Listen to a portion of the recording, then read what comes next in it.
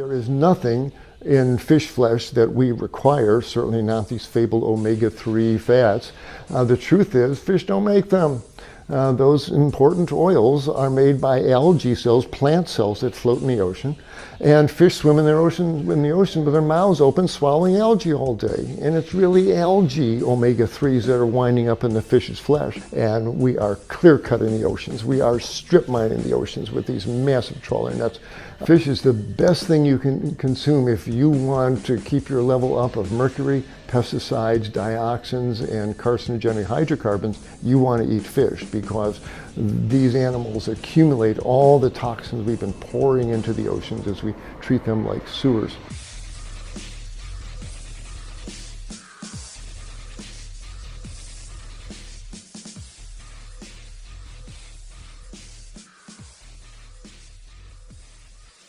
Well, the biggest misunderstandings are about fish. People think that you have to eat fish. And again, part of it is the misunderstanding that fish is the health-promoting food in some of these healthier populations, and it's really not.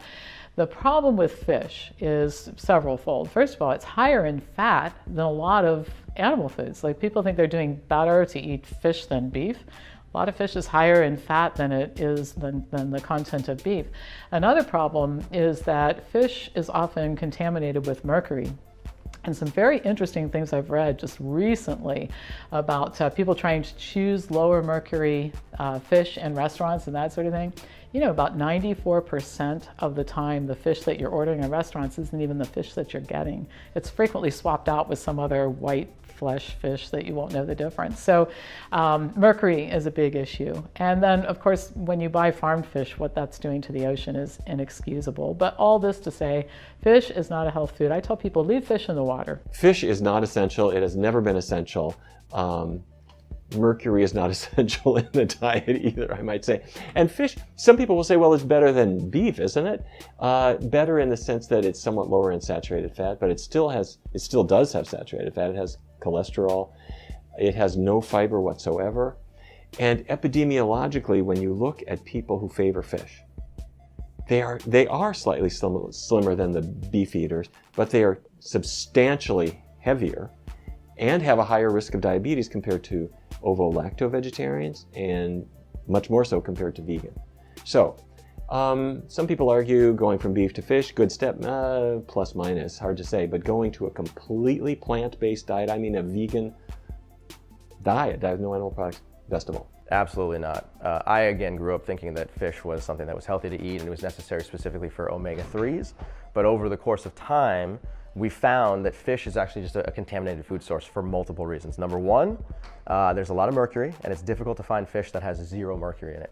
Number two, there's a lot of plasticizers and industrial runoff that actually is polluting the water, and as a result of that, the fish that are swimming in that water end up ingesting that, and then when you go eat the fish, you end up ingesting that as well. As far as amino acids are concerned, there's just no question. I mean, scientifically, we know every single amino acid is present in every single plant. There's only one protein that doesn't contain all amino acids, and that's gelatin, and that actually comes from the animal world. Other than that, every plant has full amino acids, and so this sort of idea that I need to eat fish in order to get my omega-3s, or I need to eat fish in order to get a full amino acid profile, it's pseudoscience at its best. It turns out that the body's need for docosahexohexaonic acid can be met from vegetable-based sources. And fortunately, all vegetables have some degree of essential fatty acids that we need. Some are particularly rich, like flax seeds, walnuts, and green vegetables. So to ensure adequate omega-3 fatty acids so your body has what it needs to convert to the DHA, we suggest eating a diet exclusively from whole natural foods that's free of sugar, oil, and salt. No, we don't. We certainly don't need to eat fish for amino acids. Amino acids are in everything. They're the building blocks of protein, and every living thing has protein in it. So we don't need to worry about getting enough amino acids. As long as we're getting enough calories, as long as we're eating food, we're going to be getting all the amino acids we need. So many patients come in and ask about fish and as a source of fish oil in particular, because we know that omega-3 fatty acids are good. Downstream omega-3 fatty acids create compounds that are anti-inflammatory in our body. Omega-6s, on the other hand, create compounds that create inflammation. Now we need to have some inflammation to help fight infections and heal wounds. But the average standard American diet, standard Western diet, you'll see ratios 10 to 1 on the omega-6 side. So we eat an inflammatory diet in general, even if we eat what we consider was healthy, low-fat dairy, lean meat, such as that. These omega-6s are coming from processed vegetable oils primarily. So the omega-6, omega-3 ratio, for example, in corn oil is 83 to 1. What do we feed cows and pigs and chickens, right? So we feed them corn. On the omega-3 side, so people have this idea, well, if I just take some omega-3s, I can bring that ratio back into balance. But in fact, the oily fishes like salmon and mackerel and herring, which are high in omega-3s, they concentrate it. The ultimate source is marine phytoplankton and algae. They're plants. In 1965, we fished about 10% of the ocean, and there was 0 species under pressure, for survival pressure. In today's world, we have to fish 85% of the ocean for the same catch, and about 85% of the species are under pressure. So that leads to profound disruptions in the ocean ecosystems, which have profound effects on weather and health, and can create civil strife, and there's a lot of issues around that.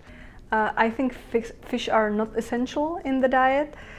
One study was looking at the composition of the fatty tissue in vegans and in meat eaters, and they found that the adipose tissue contained much more omega-3 fatty acids in the vegans compared to people who were eating meat and fish.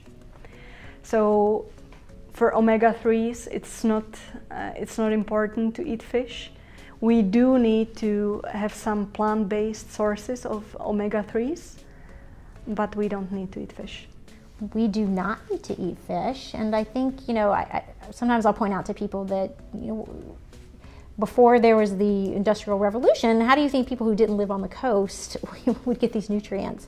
And these nutrients are in plants, and they're in perfect ratios in plants, and I'm talking about the omega-3s and the ALAs or the DHA, EPA. We can get all of this from the omega-3s that are in plants and in the perfect ratios that make that conversion happen in our bodies. The same conversion the little fish did when he ate the algae. We can do that too. And I also would argue that fish and anything alive in the water is going to be a sponge for toxins. And why would you put that in your body if you can get it from a plant? We do not need to eat fish. A lot of people perceive it to be the healthiest of the animal foods, and research shows that on a spectrum it may have less or fewer deleterious effects than, say, red meat. However, it really is all relative. It depends what you're talking about. We know that for a fact fish is contaminated with toxins, with heavy metals and other compounds that are found in the waters, and whether that's wild fish or farmed fish. Fish also has a lot of saturated fat, so even as you're getting your omega-3 fatty acids, you're getting a big dose of saturated fat.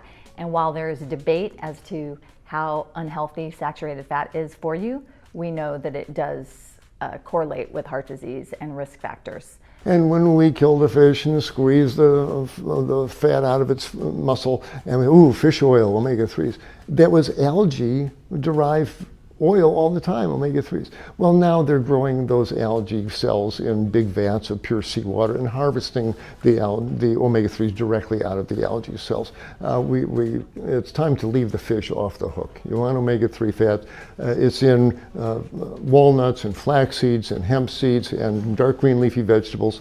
And if you want a little extra, you can buy some algae-derived DHA, but there's absolutely no reason to eat fish. You can get rid of the middleman, and by eating plants, flaxseed meal, hemp seeds, chia seeds, get the raw materials for you to help make omega-3 fats.